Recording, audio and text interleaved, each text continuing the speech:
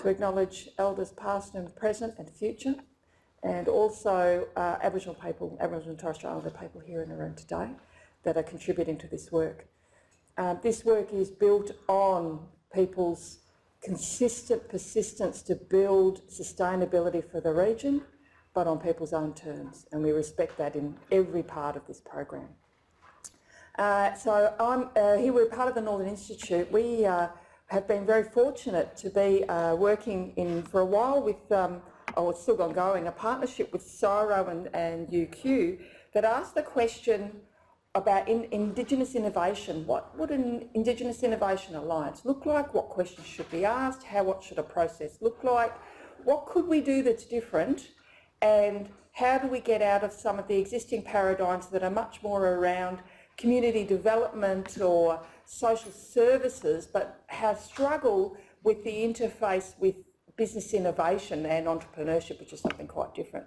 And I've been very fortunate to be part of that project where we really got a chance to ask a lot of questions with people who had a lot of experience in business. And two of those people are with us today, Julie-ann and Murray Saylor. And they're going to tell you all about themselves because the two of them are terrified of talking. They're so shy, it's awful. But to give you a bit of a framing, what for me I saw in that program, we looked at projects that were going on across Australia with a group of Aboriginal and Torres Strait Islander innovators. And the question that came up for a lot of people is we can get good ideas, we can get research, we can get people working together, but how do we flip that into the commercialisation space? That's the really hard bit. And what I heard from particularly these two people, but the whole committee, was this is a difficult question for people to conceptualise, and often people aren't ready for that question, let alone to go on that part of the journey.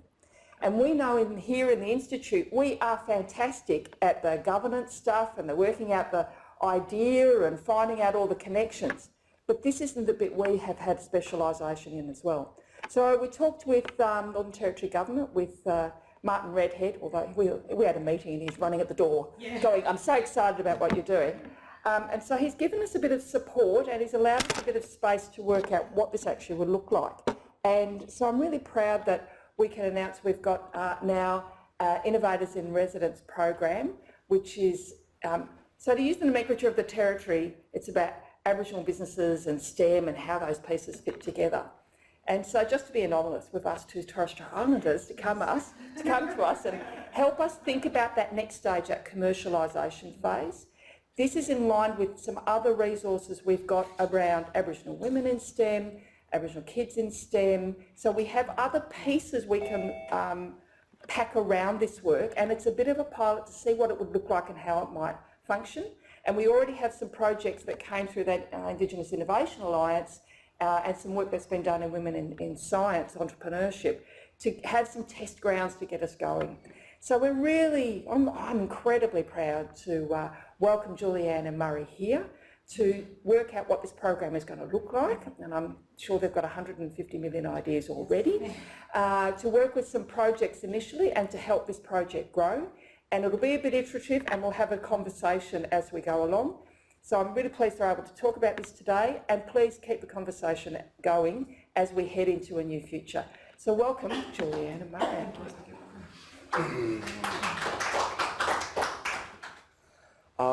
Look, family, once again, thanks a lot, Ruth, and thanks a lot to the CDU family overall that we've had a chance to meet during this week. I'd be very, very remiss in regards to not sharing that on behalf of our team. I want to pay respects, obviously, to our traditional custodians, Larrakia Nation here.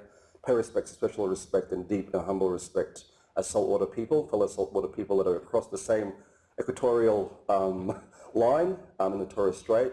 Pay respects to their elders, their ancestors, their future generations that are coming through this wonderful institution, and also pay respect to each and every one of you that are on this journey and also championing at the bit in regards to the space that we're going to be exploring with the CDU family. So Aweso, thank you very much. My name is Murray Saylor, founder and managing director of Tagai Management Consultants, and I'd like to introduce my fantastic colleague, Julie-ann and thank you very much for welcoming us here over the last few days. Abreast in regards to the company, I'll go through a bit of an overview and give a bit of an overview in regards to what's going on.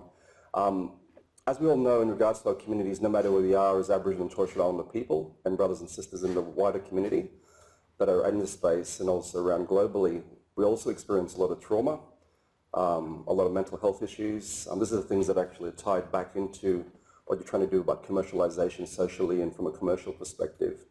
And what I would like to do, with your permission, if it's okay, Ruth, pay respects to those brothers and sisters and those ancestors that have passed away. And if I can ask you just to stand up and us provide a minute's silence in respect to each and every one of them, if that's okay. What I'd like you to do is just explore and understand in regards to this bow your head and just have a think about them family members that have a big impact on your life, what you're trying to do in regards to this change in social impact you're creating and for a fantastic journey around the all Territorians here in this wonderful territory and also the region. But let's just bow our head and just pay respects to each and every one and just have a reflection around that, please. Thank you.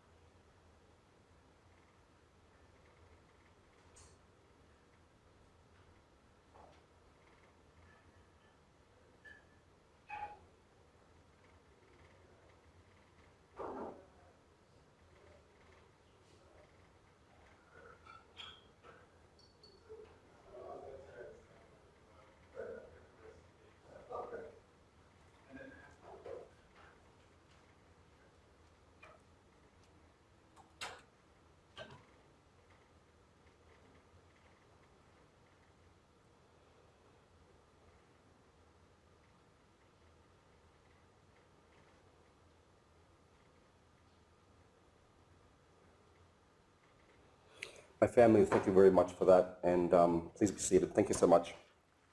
As you can probably see, with Tagai Management Consultants, the first thing I'd like to share very, very strongly as part of our journey is also about safety, cultural safety in the workplace, and also being mindful where we are. Quick question, what's our evacuation procedure here in the building? So we would be going down the stairs and out into the centre. Right, wonderful. Okay, in a scurry, or do we just jump out the window? No, I'm joking. Look, I know we're all busy people. If we can just be mindful and respectful of the conversations we're going to be having here today, and obviously respects to the brothers and sisters on the call. I know these are all busy people. If we can just put our phones on silent or just vibrate, that'd be great. I suppose let's start with the journey. Tagai Management Consultants, a business that's been created in the last 5 years, bootstrapped it. Basically was working 15 years within the public service, both state and federal government, was in ATSIC and various other bits and pieces, bad or good, ugly. There were journeys in regards to the Indigenous affairs landscape that was going on, and then spent another 15 years within the mining sector, primarily in the domestic and global marketplace around Rio Tinto, Anglo-American and various other bits and pieces around procurement and supply chain management. Realised really, really early in regards to that journey, and obviously being a saltwater man from the Torres Strait, families from Darnley Island. Does anyone know about Darnley Island, Torres Strait up there? It's Arab. And leaders that sort of paved the way for myself was Uncle George Mai and Uncle Koiki Mabo and various other brothers and sisters. And I know Julie-ann's been influenced by around the same people. And I'll let her share her journey when she comes up here. So Tagai Management Consultants, sort of born and bred in Queensland, but actually has a national reach. We're working across Australia, working across the Asia Pacific region as well, in various bits and pieces around social procurement, social change, sustainable procurement, but all focused around First Nation people in a diversity and inclusion sector. We focus around 3 service areas: procurement, supply chain management, stakeholder engagement, and business advisory services. But all, and I stress this very, very strongly, all based from a foundation, a strong foundation of our Indigenous knowledge system and culture, and our identity as Aboriginal and Torres Strait Islanders. Very, very small team, obviously part of some of the key pieces around Supply Nation, all that piece, but have a very strong advocacy piece. And where we had the journey with Sister Ruth and the family with the CSIRO Indigenous Innovation Alliance, and where I actually introduced, and well, I basically went, Sis, I'll put your name forward to the Indigenous because we need more females on the Indigenous Alliance. And then I said, is that okay with you? So I asked her, I put her name forward and then I asked her first. And what I might actually do is just get her to come up and actually share a little bit about her journey, if that's okay, Julie-ann. Thank you. Hello everybody, how are you? Good? Not saying very much? That's great, okay, because I'm really not shy.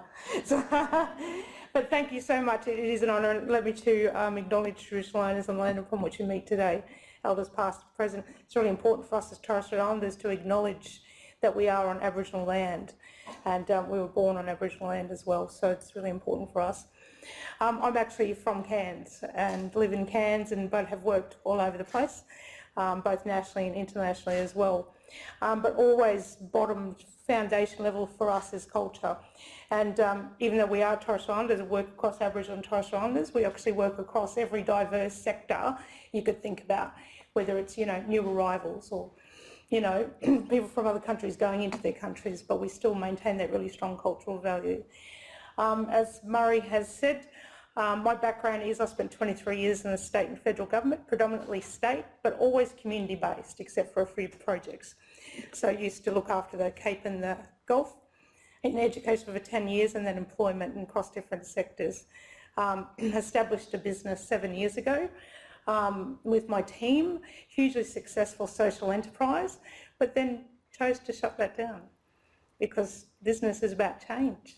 And regardless, and we did amazing things, but it was time for a new journey, and was really honoured. I've been working with Murray for about 4 years on the sides doing things, and then we just aligned really well and decided to move. I moved under Murray's company, and now we're working together. So, but thank you, Ruth. We're really excited to be a part of this. When Ruth sent me an email, and then we had a yarn on the phone, got excited, and then I rang Murray and gone, how about this? This sounds really deadly, shall we go and have a look? And then we sort of progressed from there. So we're really excited because the thing is what we love innovation.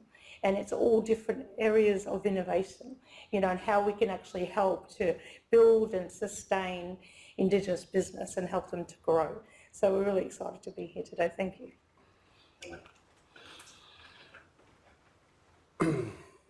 So family, in regards to it, I'm going to share some metrics in regards to afterwards around some of the social change that are happening. The one thing I want to share, and this is a piece around this week, was about meeting with stakeholders in the different pieces around going around another brothers and sisters country. How do we connect with them? And Ruth's provided it with a great, and the team here at the Northern Institute have provided a great platform for us to be allowed to do that. The piece for us is focusing on how do we connect more with Aboriginal and Torres Strait Islanders here on country.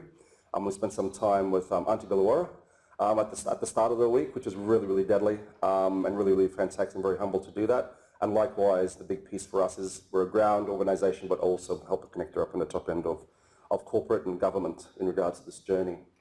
I just wanted to share this really, really quickly. Some of the organisations that we think we've been working with and our key clients for us are Microsoft, are LinkedIn, BAE Systems Technology around huge naval programs, multi-billion-dollar programs. We've worked with BMD and various other bits and pieces, but I just wanted to give you a snapshot that what commercialisation can do within community, where you come from a community, where you come from trauma, where you come from lived experience, no matter if you are Indigenous or non-Indigenous, what it actually means in regards to your journey is only a starting point.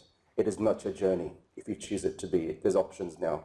And around what the journey and what Ruth and the team are doing, and we'll be all doing together, is around not going providing the answers, around facilitating the journey of brothers and sisters on country and a stakeholder group within the family here at CDU and the external stakeholders around going, how can we collaborate and build a community that is for all Territorians? It's really important for me to share that.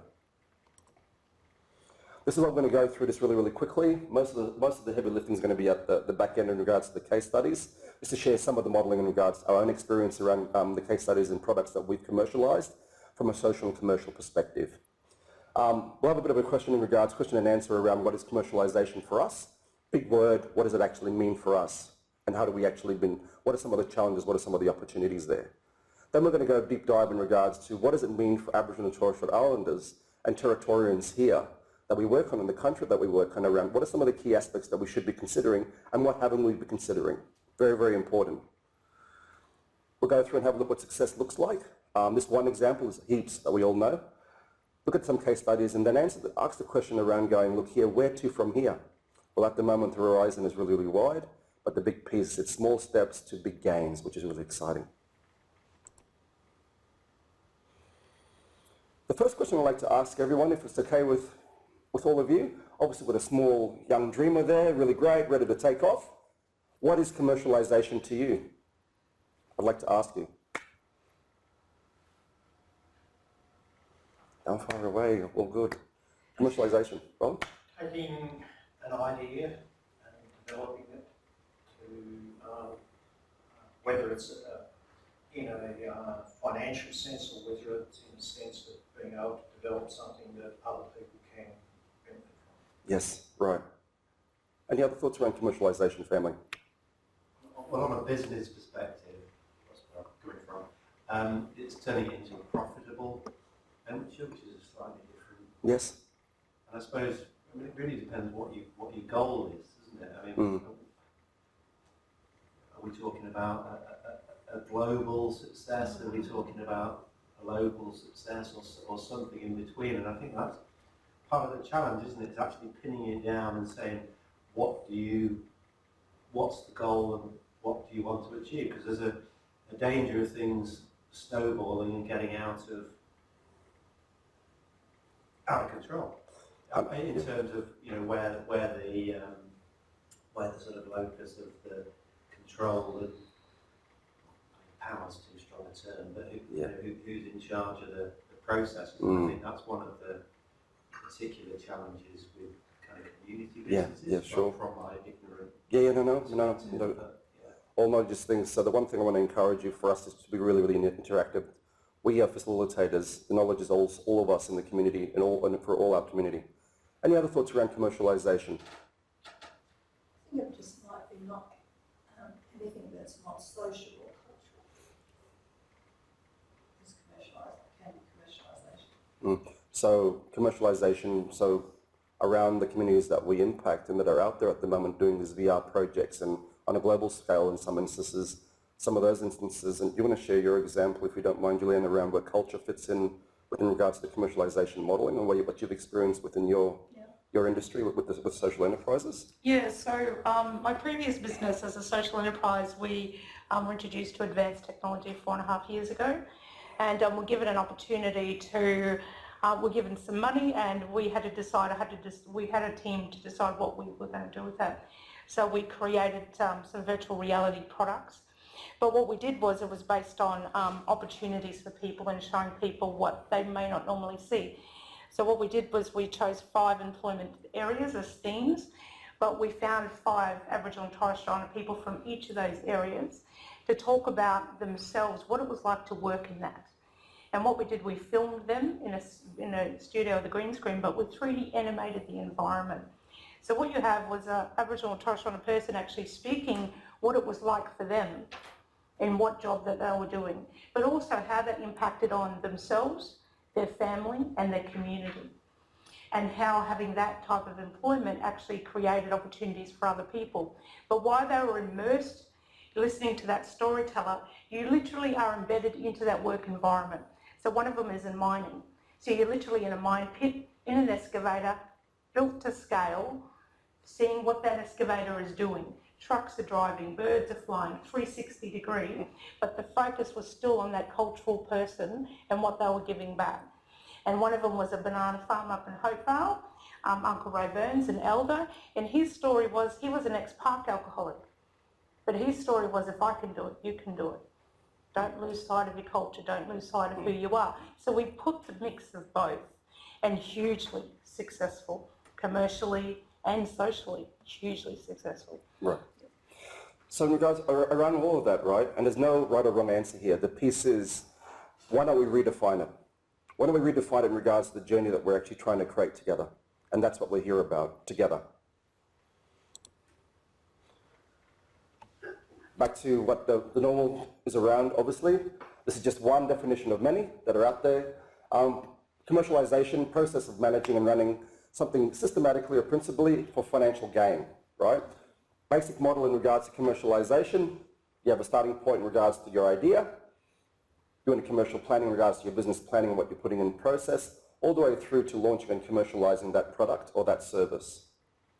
Stock standard, it's pretty uninnovative. We don't really much, there's little bits and pieces that we can do there, part of program delivery. But in regards to what we're hearing inside the room here and what we've been hearing across the last week and within our own experience as a business and as an Indigenous business is this. You want to have a discussion with the team in regards to what are some of the key aspects, family, that you've been working with Aboriginal and Torres Strait Islander businesses, communities, organisations, even brothers and sisters that you interact with in your families. From your perspective, what are some of the key considerations of applying this concept called commercialisation to brothers and sisters, Aboriginal and Torres Strait Islanders, and around entrepreneurship here in the Territory? What are some of the key aspects that you think that we should be considering? Social enterprise, community building. Yes. Yep. 100%. What else?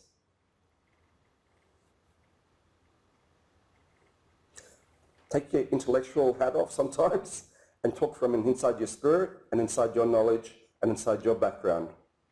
If you were going to be commercialising a product and you're working with First Nation people, Aboriginal, Torres Strait Islander or diversity sector, what are some of the key aspects that you'd want to consider as part of that continuum that I shared with you? To make it a little bit different, what are some of the things that you'd like to see? Sustainable outcomes. Yes, sustainable outcomes. Yes, that's awesome. Yeah, great. What else? Cultural appropriateness. Yes. And can you unpack a little bit that for my sister? In regards, what does that actually mean for you? I suppose making sure that everyone is happy with or agreeing on what the outcome should be, Sure. and has been communicated with, and everyone's communicating and on the same page. Has that been a challenge in the work that we've done? Yes, it has been a challenge. In the work that we'll be doing with the team and family here, it is the foundation of what we do as a business and what is the elements that are sometimes missed that add the value around what do I do this for? What's my anchor point? How do I actually go about doing this with our family, with our community? Knowledge systems, our Indigenous knowledge systems around sustainability. It's been there for thousands and thousands of years. We've been doing business for thousands and thousands and thousands of years. But through generational inheritance, we have been impacted by the policies of the day, by stolen generation, the White Australia, all these particular aspects. And those elements have impacted how we actually do business and how it took us away from how we did business, right? But the big piece around that is their assets to build upon. How do we reinvigorate that journey with brothers and sisters on country to redefine the terms of reference, to redefine what is cultural governance and how we do our systems and processes from country way to influence how they commercialise, or if they choose to commercialise a product. Is it for financial gain in the sector that we deal with in the diversity sector? Is it just for financial gain? Or is it also social as well? Or is it a mixture of both? Right? No right or wrong answer, because the one thing that we don't hear is who's in control of that journey? Is it us, as scholars, as academics, as people that are in business that are influencing these communities? Or is it that brother and sister out in the community just trying to do good? Just want to create the change, just trying to take some gumption to drive something. Julie-ann, you want to share anything else in regards to that? Well, I think that we're so used to bringing the Western way first, and then we'll add the cultural way. But what it should be is the cultural way is first, and we include the Western way in that. And that's the difference, and it's about embedding that. And actually, when we're out in communities talking about that, and it's also a change for us as Aboriginal and Torres Strait Islander people in our thought process, and whether that actually should be the foundation for everything. And then everything else just value adds. And when you change the dynamic of that, even around commercialisation, the two outcomes are both. They are financial outcomes, but they are incredible social outcomes, because you will see that ripple effect across everything. Who's been in business? Hands up. Yep. And can I ask you your first question up the back? Why did you go into business? Probably to make money, Yeah? but I went into business about 50 years ago. Yeah. Small business all the way through to my shops. Yeah. Not a lot of things I do. Yes. So probably was for that. Yeah. What else? Yeah. And to get out there, change. I use business as to get change happening. 100%. Yeah. So my brother and sisters at the front here, these are also in business. Why? Why did you go into business? Well, for us it was flexibility because of children. Yes? Yep. My brother? Initially, I think, earn a living. I think as you get older, that's why I'm in academia, because hopefully you can do something which is, maybe you can, maybe making a difference is a grand statement, but at least you have more control over what you're choosing to be engaged with. Yeah, master of your own destiny. Being able to drive your ship, socially, commercially, all those things are all really great. But in regards to it, it's your journey. We have a culture, two cultures that are actually out there, and First Nation people and diversity sectors have come from all journey. Everyone's got a journey.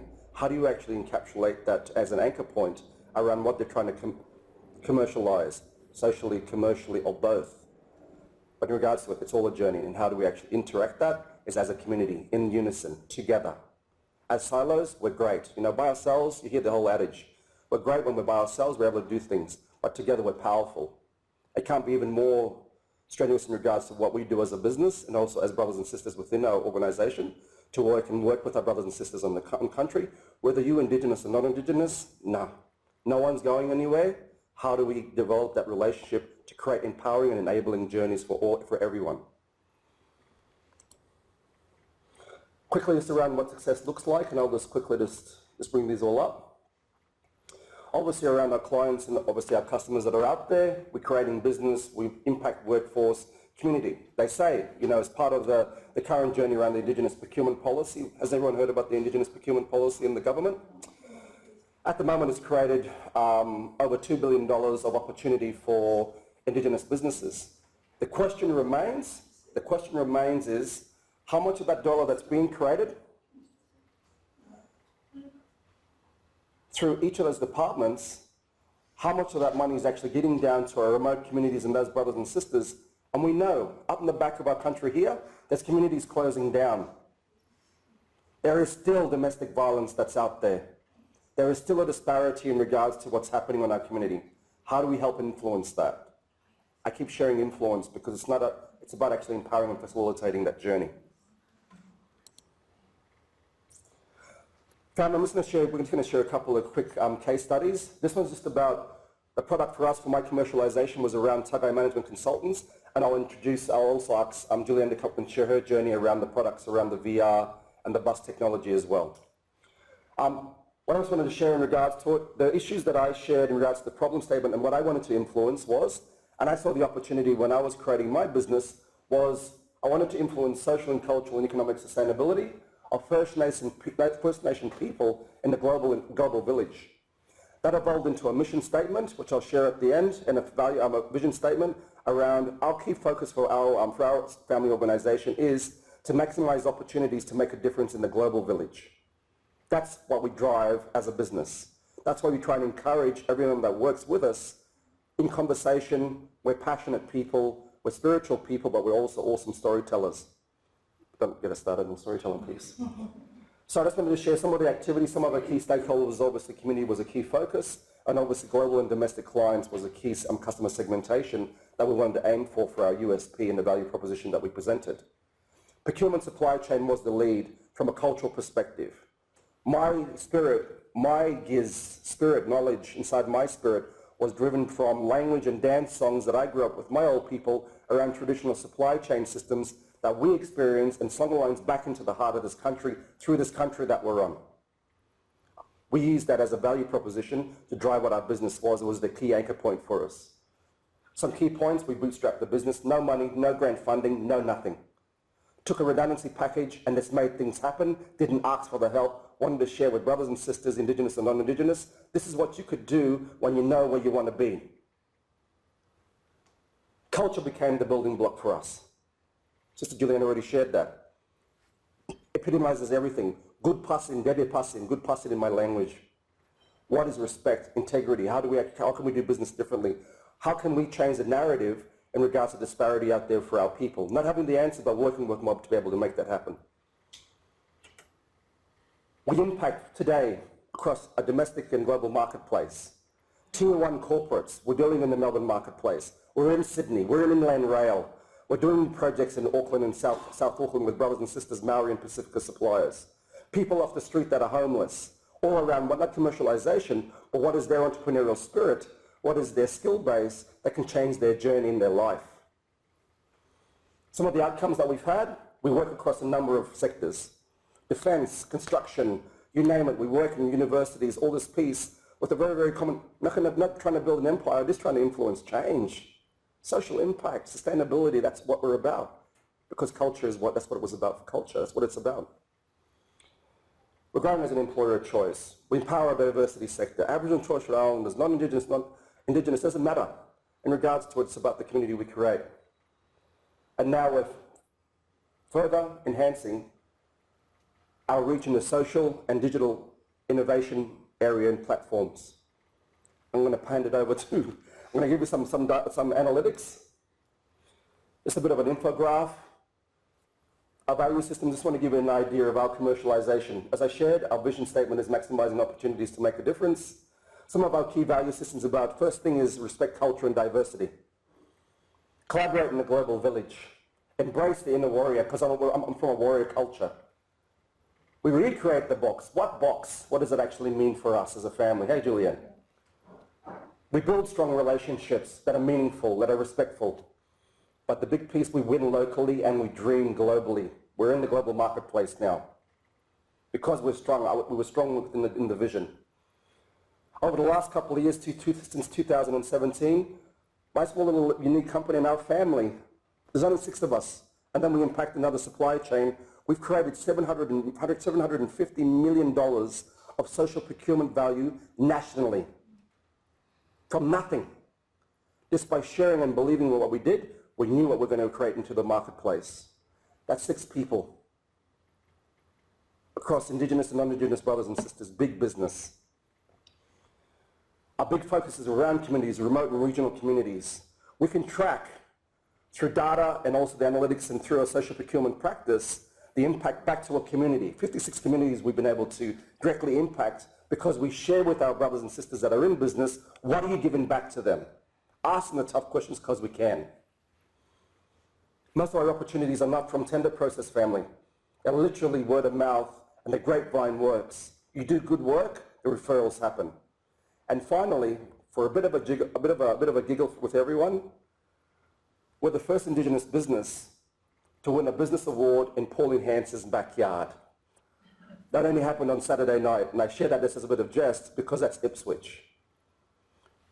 Yungapul, you've got Yagara people there, our brothers and sisters that have been in deficit for years.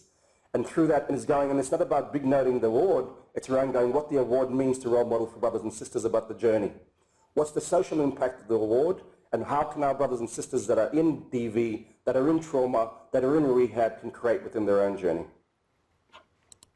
I'd like to invite Julie-ann up to share that deadly product or her amazing innovation mind. So just when I was introduced to technology through a phone conversation first, my brain starts to think around negotiations and consultation because generally we're on the back foot.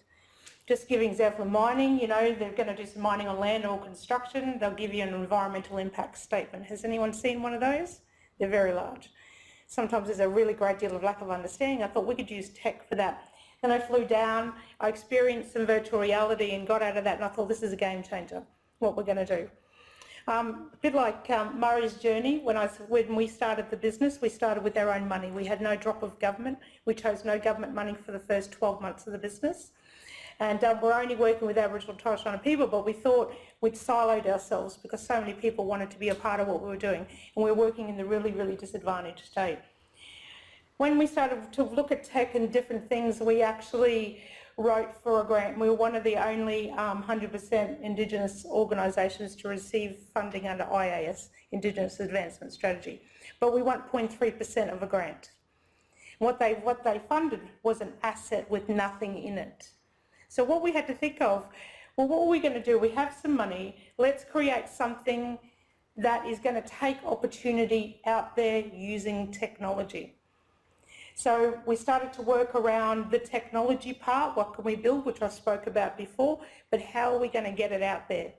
How are we going to get it to the most remote locations in Australia and not have to be burdened by anything. So we bought a cab and a chassis, and we built the first in the world virtual reality experience bus that's travelled around Australia.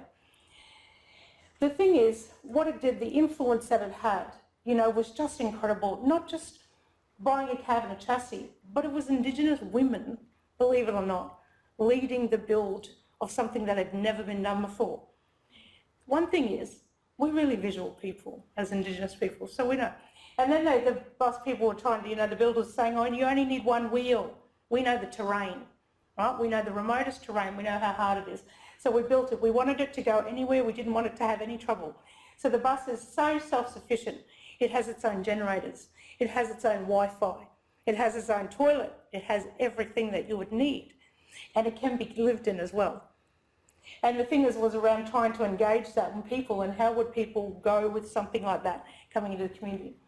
But it was hugely successful, can I tell you. After the launch, we did some pilot stuff before the launch, we're getting it out.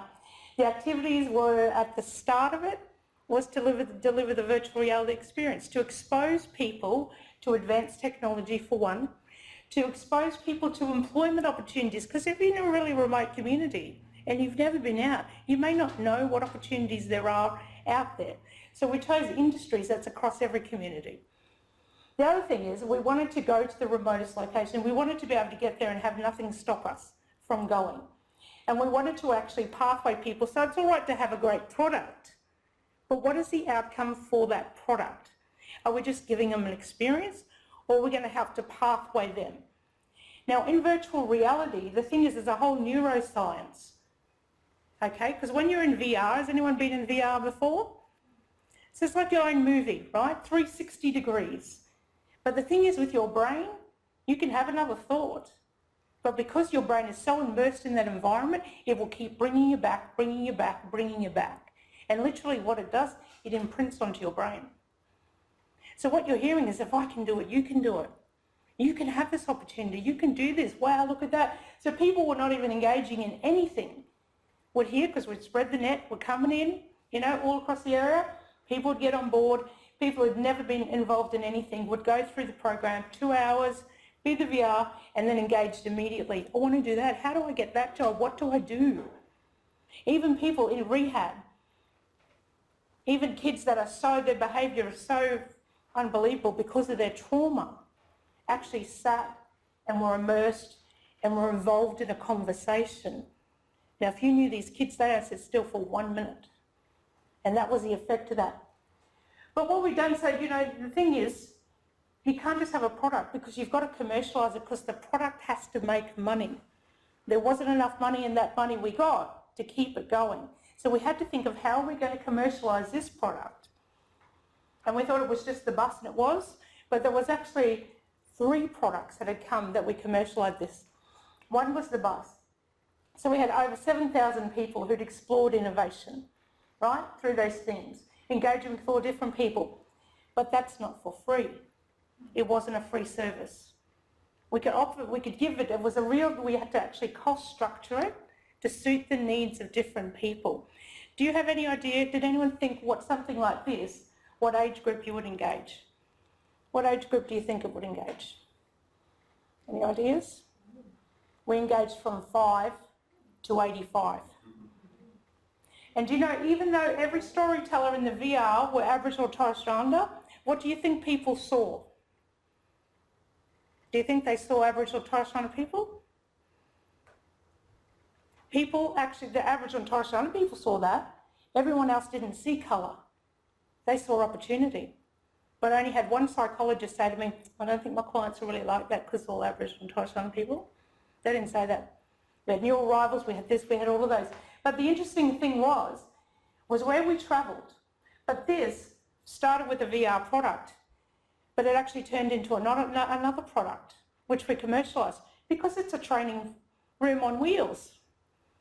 So then we were delivering digital literacy, we were delivering a capability assessment, we were delivering all sorts of stuff. So we were able to commercialise those 3 things out of one product. And they were all the locations that the bus had visited, had been through, even some of the remotest locations who had never been involved in anything. 1 bus, One bus did all of that. What was the staff size, Julie-ann? 2 staff, 2 staff. Over what period? 3 years. 3 years.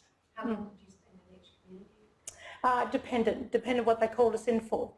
So sometimes they would call you in for the VR and then they would stay for a week. But then sometimes it was a long trip, so, you know, just depended what people wanted. But every time we went somewhere, we were always called back to do other things. And that's the power of commercialisation. That's the power of it. And the social impact as well. Oh, that was the next thing, because it was, yes, it made money, but it also made the social impact that it came with was unbelievable. When you've got people in rehab centres going, now I know why I wanted to do that. So they were engaged during rehab and then we were able to pathway them. People getting jobs were able to pathway them. All of those things, the social impact of that, using that was incredible. Deadly. Powerful, right? Deadly. Small little idea, brought it together, brothers and sisters working together, and that's the reach in 3 years. That was only the start of the journey. But in regards to the evolution, it doesn't stop, right? So. Do you know how many people you engaged? As a baseline, look, not including expos, probably about 7,000. Yeah. How much did the original bus, how much was the grant that you got to? 1.3 million. 1.3 million to get that bus going. No, 1.3 to do a lot of varied things. But when you're looking at developing something like that and developing technology, it doesn't hit the sides, including, well, you've got to, the thing with business, you have to be really smart how you utilise your money. Yeah. That's the bottom line. And then how you structure it funny. But that whole product, as you'll know, is a business model. Yeah. You have to structure it as a business model and then do the financial modelling within that to actually make it sustainable. And you have to be able to get the grant to be able to do that. Yeah. And also the other piece in regards to that journey that Julie-ann doesn't share is around a lot of that work that they did was no money. No. It was just team members volunteering and getting things done. And sometimes it needs to bring into like-minded brothers and sisters, whether you're Indigenous or non-Indigenous, once again, to come together and to actually make that happen. We're good when we're alone, and we're powerful when we're together. I share there really, really quickly, and I just didn't want to, was obviously, as everyone heard about the Spinifex, the use of the cellulose within the Spinifex and the work that's been happening out at Camberwell.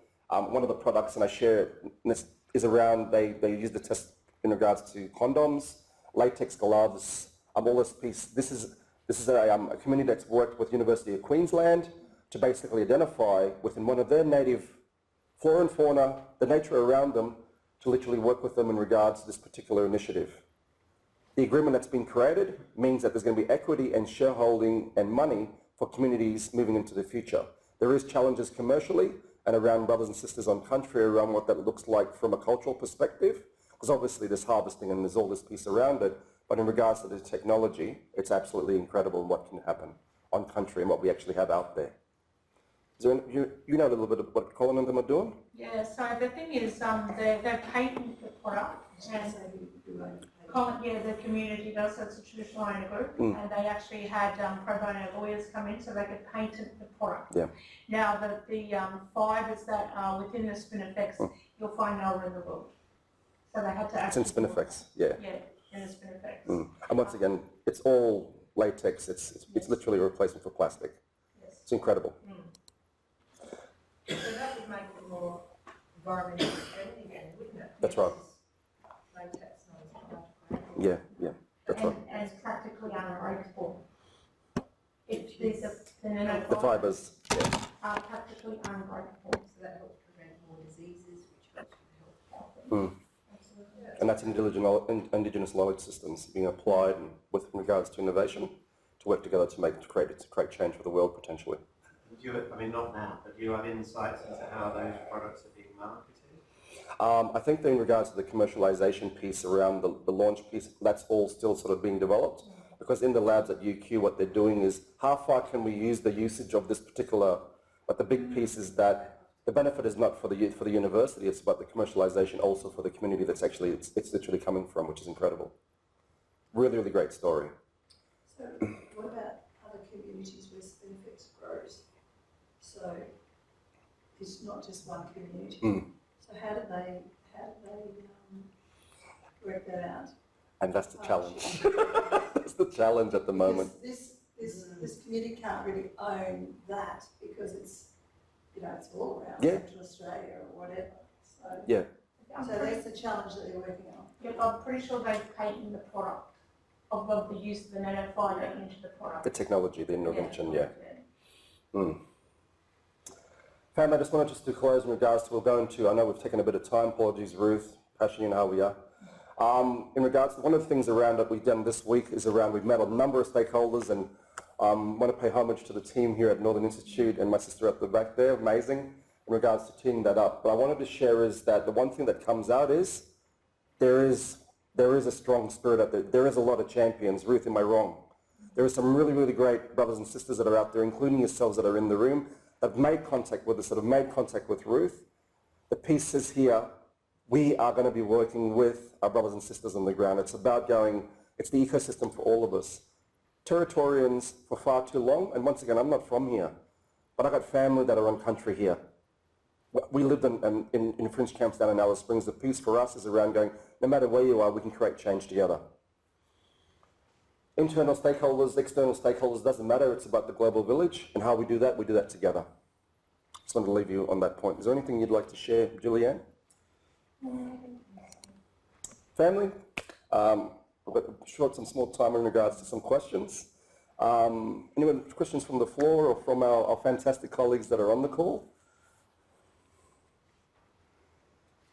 Can I make a comment? Sure. Yeah, so I just think this is the conversation we need to have, and we need to find out that there are some people who have been doing this for 50 years and some people who are working out what they might do, and there's a whole spectrum. And this is a process about asking some questions.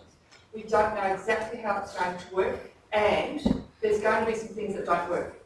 And we're going to allow some space to work that out together, rather than come up with, we've got the plan now, everyone get on the train. Yeah. So this is going to be a bit iterative over this time, and we're going to go out to other people and talk and listen, and you're going to be invited out, or you're already invited out of the country to go and spend some time with me. And so we'll see how this goes, but we're not going to be everything to everybody all at once, because one, we don't have the finances to do that, and no one is going to be the answer to everything. So just knowing that there's a bit of space to grow and work together and to listen and to learn about the sorts of things that people have been doing, and that's a big part of what these couple of weeks are about. And I think the key part there around is also about celebrating the great that has been happening. We don't do that enough.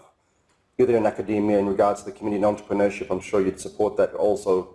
You know, we celebrate the business, we don't celebrate the stories and the social change and the social impact we're able to create as brothers and sisters. And that's a big piece for us as well, is around on this journey, is around celebrating them brothers and sisters on the ground, not telling them the journey, let's help them get there. So really humbled, yeah.